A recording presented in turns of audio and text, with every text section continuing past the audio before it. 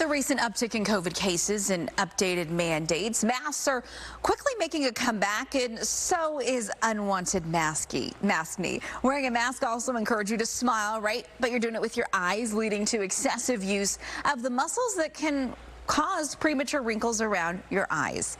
So owner of local med spa, Arizona Facial Plastics, Felicia has at-home tips and tricks to help. Good morning, Felicia. Good to see you. Good morning. So I will admit, I remember, at the height of the pandemic, developing, some blemishes here and there because we're putting on the mask so much. So what can we do now that the masks are returning to get rid of those unwanted breakouts? That's a great question. The first thing is to really think about what kind of mask you're using. People in the beginning of the pandemic had a hard time getting these disposable KN95. And so a lot of people were opting for the reusable cloth masks. Be honest with yourself. How often were you washing the cloth masks? If you're someone that's good at washing them, then go ahead and use the reusable one. But for a lot of us, that was probably just an extra thing. So disposable might actually be your friend. I will say I would use them, a couple of days and not wash them or more because they're in there, they're in your car. You just swap it on. So definitely something good to keep in mind. So what should we be doing with our skin at morning and at night, to help our skin glow and look good, whether we're wearing a mask or not? Sure. So the reason you want to wash that mask and wash your face in general is because when you're outside, your skin is just being kind of attacked by pollutants, free radicals, UV rays, dirt, all of the stuff that's in the air, and especially more of it in the summer because that heat is going to trap those pollutants and get them attached to your skin. So you're going to want to wash your face every night. I have some products here. So you want to use a really high quality face wash. You can use something that has a little more actives in it a couple times a week, like a light peel, or just a gentle face wash. But make sure that you're doing it morning and night. You've got to be ready for the day and then also get all of that stuff off your face at the end of the night. So what about the eyes? Because I know that, it's easy to develop those fine lines, those crow's feet, especially when maybe we're smiling with our eyes and so we're using those muscles more. What's best for eyes and kind of reducing, if we can, those wrinkles? Sure. So it's important to, again, wash your face, especially taking time to get into that area.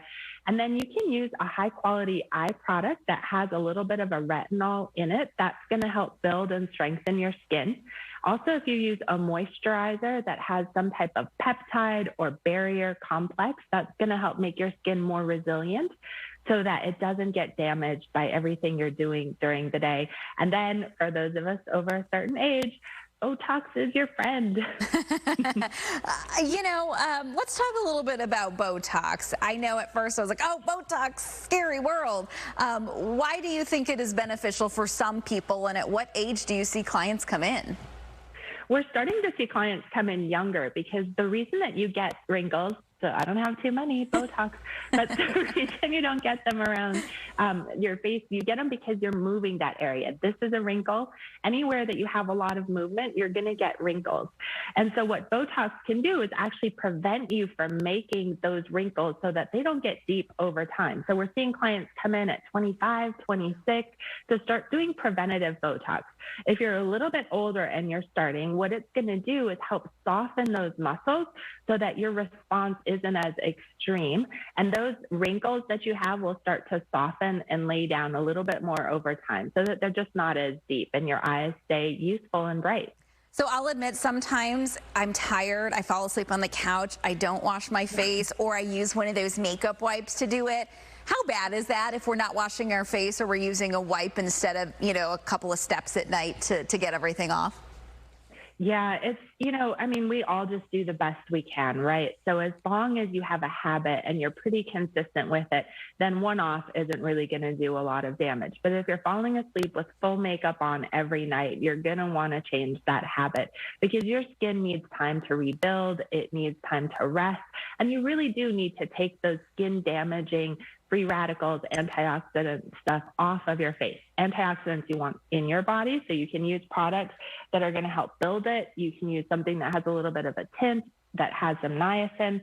There's a bunch of things that will actually help to rebuild your skin overnight So taking that makeup off and doing a good job with your face routine is really essential for long-term skin health. I know it's hard sometimes. We're tired. I've found it's better to do it early on in the evening before maybe you even make dinner when you know you're going to be at home so that, you get it done and you don't fall asleep on the couch. Felicia, we appreciate your time this morning. Thanks so much for the advice.